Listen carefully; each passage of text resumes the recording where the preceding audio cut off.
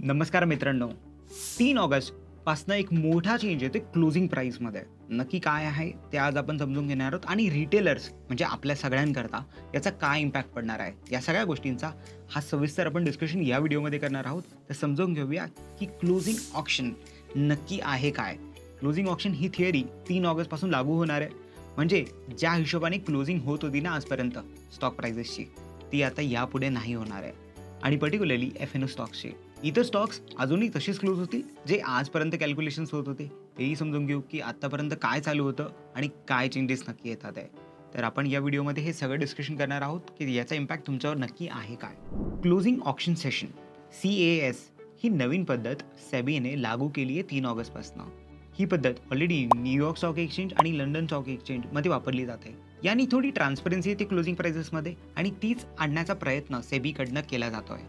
आत्ता होतं काय नक्की, की शेवटचा जो अर्धा तास असतो ना 3 ते 3:30 जेव्हा मार्केट बंद होतं, तेव्हाचा जो व्हॉल्यूम वेटेड ॲव्हरेज प्राईस ज्याला आपण VWAP म्हणतो, या VWAPने तुमची क्लोजिंग प्राईस कॅल्क्युलेट केली जाते. बऱ्याचदा आपल्याला वाटतं ना, की जो शेवटी एखादा ट्रेड पडतो एखाद्या स्टॉकमध्ये, असं समजून घेऊया एखादा स्टॉक आहे ₹2500 आणि अचानक त्याच्यामध्ये शेवटी 3:25ला 3:30ला एखादी मोठी सेल ऑर्डर येते आणि तो बंद होतो 2470ला आणि आपल्याला वाटतं, की अरे यार याची LTP 2470 आहे.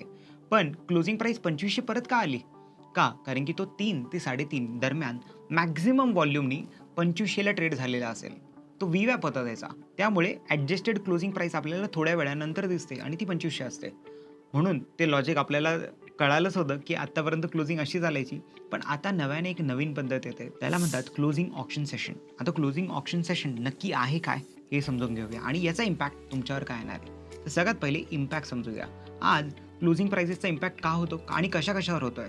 सगळ्यात महत्त्वाचा इम्पॅक्ट होतोय आपल्या इंडायसेसवर म्हणजे निफ्टी आणि सेन्सेक्स. जे F&O स्टॉक्स आहेत ते निफ्टी 50 स्टॉक्स आणि सेन्सेक्सचे टॉप 30 स्टॉक्समध्ये पण आहेत. यामुळे त्यांच्या प्राइजेस जेव्हा क्लोजिंगला इफेक्ट करतात, तेव्हा त्यांची प्राइस इंडेक्सलाही इफेक्ट करते.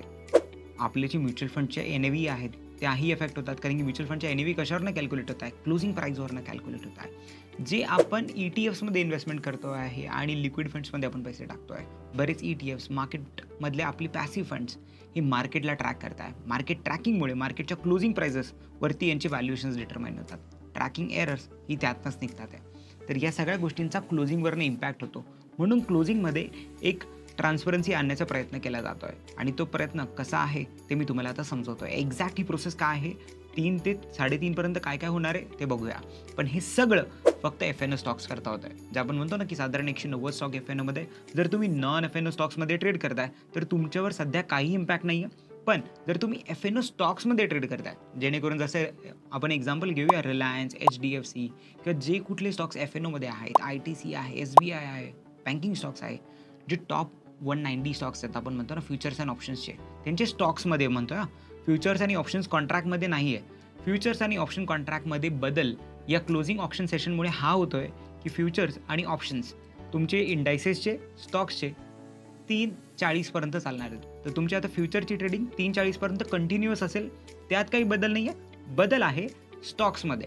जर तुम्ही स्टॉक्समध्ये इंट्राडे ट्रेडिंग करताय, तर इंट्राडे ट्रेडिंग करत असताना या गोष्टींचं लक्ष ठेवायची गरज आहे. तर मी मेड फॉर ट्रेड ही कम्युनिटी ओपन केली आहे. धननी ही कम्युनिटी तुमच्याकरता बनवली आहे. त्या कम्युनिटीमध्ये असे बरेचसे तुम्हाला ब्लॉग्स भेटतात. तुम्ही इंटरॅक्ट करू शकता तुमच्या ट्रेडर्ससोबत आणि धनच्या टीमसोबत. तुम्ही इथे तुमचे प्रश्नही विचारू शकतात. तर आता आपण त्या ब्लॉगवर जातो आणि त्या ब्लॉगवरनं समजून घेतो, की नक्की क्लोजिंग ऑक्शन सेशन आहे काय? तर क्लोजिंग ऑक्शन सेशनमध्ये जेव्हा आपण हा एक इमेज आपण बनवली आहे तुमच्याकरता, तर त्याच्यात तुम्ही जर बघाल तर हे 3 ऑगस्ट 26 पासून आपल्याकरता लागू होत आहे. हे लागू होते फक्त ऑफिशियली F&O इलिजिबल स्टॉकसाठी, म्हणजे फक्त F&O स्टॉकसाठी आहे. आणि आता शेवटच्या 30 मिनिटाचा VWAP नाही घेतला जाणार, तर प्राईस डिस्कव्हरी म्हणजे जी क्लोजिंगची प्राईस असेल ना, ही निघणार आहे क्लोजिंगच्या ऑक्शन प्रोसेसमधनं. ही ऑक्शन प्रोसेस कशी असेल ते बघूया. तर सगळ्यात पहिले 3 ते 3:15 शेवटचे जे अर्ध्या तासातला पहिला 15 मिनिट आहे ना, त्यात होईल का तुमची रेग्युलर ट्रेडिंग चालू असेल. रेग्युलर ट्रेडिंग म्हणजे काय, बायर सेलर्स त्यांची ऑर्डर टाकतात, ते मॅचिंग झाली तर ऑर्डर इमिजिएट एक्झिक्यूट होते. त्याला आपण रेग्युलर कंटिन्युअस ट्रेडिंग असं म्हणतो. ते होईल आणि ते चालू असेल. त्यातनं हा जो 3 ते 3:15 जो काय व्हॉल्यूम वेटेड ॲव्हरेज VWAP असणार आहे 3 ते 3:15चा हा रेफरन्स पॉईंट ठरेल. रेफरन्स प्राईस ठरेल. ही रेफरन्स प्राईस पुढे घेतली जाईल आणि रेफरन्स प्राईसवरनं जी पुढची विंडो आहे 3:15 ते 3:20 यामध्ये एक्सचेंज असं करेल की जी रेफरन्स प्राईस असेल, उदाहरण घेऊया की जर रेफरन्स प्राईस 100 आली, तर एक्सचेंज तुम्हाला त्याच्या 3% वर आणि 3% खाली 3%ची एक विंडो ठेवणार आहे. त्या 3%च्या प्राईस बँडमध्येच तुम्ही पुढची ऑर्डर टाकू शकाल. तर आपली जर 100 रेफरन्स प्राईस आली, म्हणजे माझा VWAP 3 ते 3.25चा VWAP 100 आला, तर मी 103 ते 97 या रेंजमध्ये ऑर्डर टाकू शकेल. तर मी त्या ऑर्डर कधी टाकणार, तर 3.20 ते 3.25 ही जी विंडो ओपन होईल पुढची, त्या विंडोमध्ये मी लिमिट आणि मार्केट ऑर्डर्स टाकू शकेल माझ्या स्टॉककरता. उदाहरणार्थ मला रिलायन्समध्ये ट्रेडिंग करायचं आहे आणि रिलायन्सची व्हॅल्यू 2500 आली, तर 2500च्या 3% वर किंवा 3% खाली एवढ्याच ऑर्डर्स प्लेस होतील. आता ऑर्डर प्लेसमेंट चालू आहे, अजून ऑर्डर्स एक्झिक्यूट होत नाही आहे. गव्हर्नमेंट किंवा मार्केट रेग्युलेटर्सनी ही पद्धत का काढली आहे? ही पद्धत त्यांनी याकरता काढली की ते ऑर्डर्स तुमच्याकडनं कलेक्ट करतील, कारण की शेवटच्या अर्ध्या तासात खूप प्राईस फ्लक्च्युएशन्स होत होते, त्याने इंडेक्स कॅल्क्युलेशन्स थोडेसे चेंज होत होते.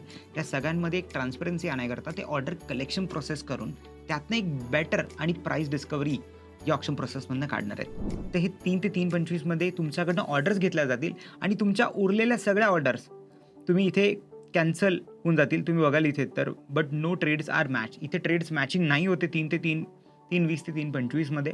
3.25 ते 3.30 मध्ये आता पुढच्या 5 मिनिटात म्हणजे 3.15 पासून 3.20 पर्यंत तुम्ही लिमिट आणि मार्केट ऑर्डर्स दोन्ही टाकल्यात. हां, यात सगळ्यात महत्त्वाचा अजून एक विषय तुम्हाला सांगून ठेवतो, की जर तुम्ही इंट्राडे ट्रेडर असाल तर तुमच्या पोझिशन्स या 3.15च्या पहिले स्क्वेअर ऑफ होऊन जातील. तुम्ही यानंतर तुमच्या जर कॅरी फॉरवर्ड काही पोझिशन्स असतील, त्याच्यात तुम्हाला काही मॉडिफिकेशन्स करायचे, या सगळ्या गोष्टी 3.15 नंतर कॅल्क्युलेट होणार आहेत. म्हणजे तुमची जी आता इंट्राडेची पोझिशन 3.25ला स्क्वेअर ऑफ व्हायची, ती यानंतर 3 ऑगस्ट नंतर 3.15च्या पहिले स्क्वेअर ऑफ होणार आहे. तुम्हालाही मॅन्युअली करायची असेल तर ती त्याच्या पहिले करायला लागेल. 3.15 नंतर आपण जसं बोललो की रेफरन्स पॉईंटवरनं आपण पुढे जाऊ, प्राईस बँड भेटेल. प्राईस बँड नंतर तुम्ही 3.20 ते 3.25 मध्ये त्या प्राईस बँडच्या एंट्रीज म्हणजे ऑर्डर्स टाकू शकाल, लिमिट आणि मार्केट ऑर्डर्स. त्या लिमिट आणि मार्केट ऑर्डर्स परत तुम्ही 3.25 ते 3.30 मध्ये थोड्या मॉडिफाय करू शकतात रँडमली. तिथे सेशन कुठे पण 3.28 ते 3.30 मध्ये क्लोज होऊन जाईल. तुम्हाला कळणार नाही सेशन कुठे क्लोज झालं का, कारण की 3.30 ते 3.35 या वेळामध्ये एक्सचेंज एक इक्विलिब्रियम प्राईस कॅल्क्युलेट करणार आहे. इक्विलिब्रियम प्राईस म्हणजे काय? अशी प्राईस जिथे मॅक्झिमम ऑर्डर मॅचिंग होऊ शकेल. असं समजूया की एक एक्झाम्पल घेऊया की बरेच बायर्स एका लेवलला बाय करायला तयार आहेत, बरेच सेलर्स एका लेवलला सेल करायला तयार आहेत. कुठे सगळ्यात जास्त प्राईस मॅच होऊ शकेल, जसं रिलायन्स आपण उदाहरण घेतलं तर 2500 रुपयाला. समजा 2500 रुपयाच्या आसपास मॅक्झिमम बायर्स आणि मॅक्झिमम सेलर्सच्या प्राईस मॅच होत असतील, तर तिकडे ती इक्विलिब्रियम प्राईस सेट होईल आणि तीच तुमची क्लोजिंग प्राईस ठरू शकेल. यात बऱ्याच पद्धत आहेत. ती नाही ठरली तर एक इम्बॅलन्स प्राईसवर मार्केट जाईल आणि इम्बॅलन्स प्राईसवरनं तिथे बायर्स आणि सेलर्सचा थोडासा इम्बॅलन्स ट्रीट होईल, तिथनं क्लोजिंग प्राईस कॅल्क्युलेट केली जाईल. या सगळ्या गोष्टी 3.30 ते 3.35 मध्ये होणार आहे. तर तुम्ही बघा इथे orders are match at a single equilibrium price आणि जी मॅक्झिमम क्वांटिटी तिथे होऊ शकेल. ज्या ऑर्डर्स त्यांनी कलेक्ट केल्या होत्या 3.15 पासून तुमच्याकडनं ऑर्डर कलेक्ट करायला लागले होते, 3.25 पर्यंत ऑर्डर्स कलेक्ट केल्या 10 मिनिटात. त्या ऑर्डर्स इथे ऑफिशियल क्लोजिंग प्राईस अनाऊन्स होईल. या सगळ्यांचा ट्रेडर्सला काय काय इम्पॅक्ट आहे, ट्रेडर्सनी काय काय लक्ष ठेवलं पाहिजे, what traders should know is. तर पहिली गोष्ट आपल्याला लक्षात ठेवायची की आपला स्टॉप लॉस, IOC ऑर्डर्स आणि डिस्क्लोज क्वांटिटी ऑर्डर्स ह्या अलाउड नसतात CES मध्ये. CES म्हणजे क्लोजिंग ऑप्शनच्या प्रोसेसमध्ये हे अलाउड नाही आहे. The indicative equilibrium price is only an estimate of the final closing. आपल्याला एक इंडिकेटिव्ह क्लोजिंग प्राईस कळू शकते, एक्सचेंज ती आपल्याला प्रोव्हाइड करणार आहे. एक्सचेंज आपल्याला बायर्स आणि सेलर्सचे डिटेल्सही दाखवेल की किती बायर्स आहेत, किती सेलर्स आहेत.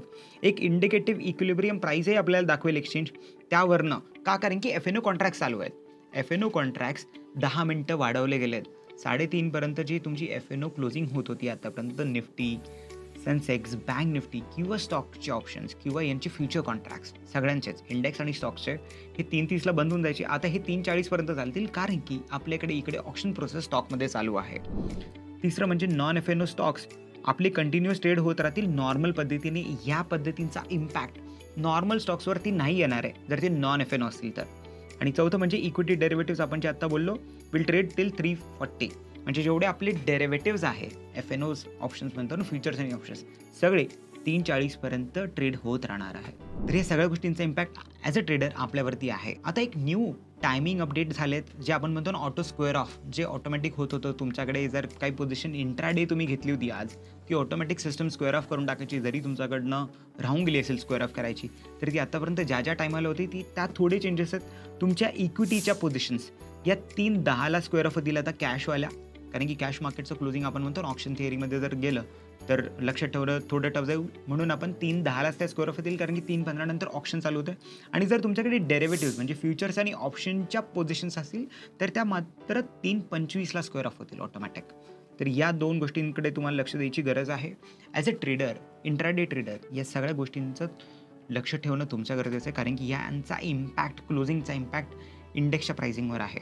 जर तुम्ही फ्युचर्स आणि ऑप्शन्सही ट्रेड करताय, क्लोजिंगच्या इक्विलिब्रियम प्राईसवरनं फ्युचर्सचे प्राईस आणि स्ट्रॅटेजीज तुम्हाला परत रिडिफाईन करायला लागतील, रिक्रिएट करायला लागतील बहुतेक, आणि त्याचा तुम्हाला अंदाजा घ्यायला लागेल. सुरुवातीला इक्विलिब्रियम प्राईस कशी निघते आहे, या इंडिकेटिव्ह प्राइसेसचा काय इम्पॅक्ट होतो आहे, may be as a trader मी तुम्हाला सजेशन देईल की थोडंसं बघून घ्या.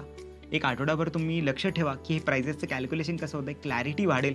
तुमचे काही प्रश्न असले क्लोजिंग ऑप्शन प्रोसेसबद्दल कॉमेंट करून मला विचारा या व्हिडिओच्या खाली, मी तुम्हाला नक्की त्याचं उत्तर देईल.